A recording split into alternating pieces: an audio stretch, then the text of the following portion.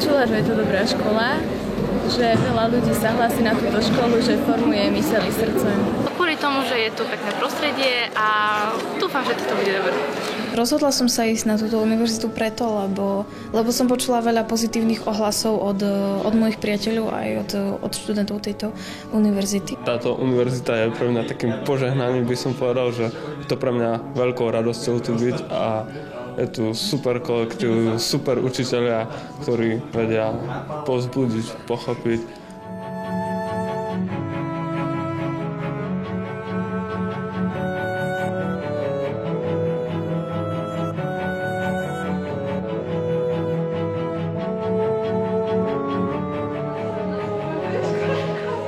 Ja som si sama vybrala.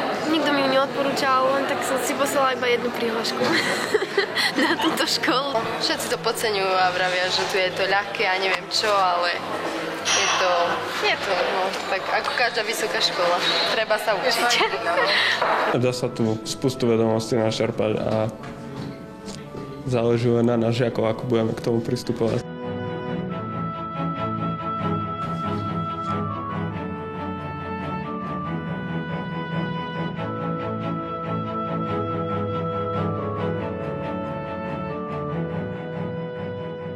Pre mňa po vyučovaní je najdôležitejšie asi to, že mám kam ísť, že vždy sa nájdú ľudia, ktorí sa o mňa zaujímajú, ktorí sa opýtajú, ako sa mám.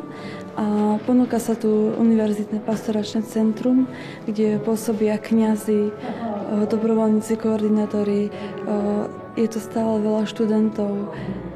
Ponúkajú sa tu duchovné aktivity, každodenné sväté omše v kaplnke, duchovné cvičenia, mládežnícke sväté omše.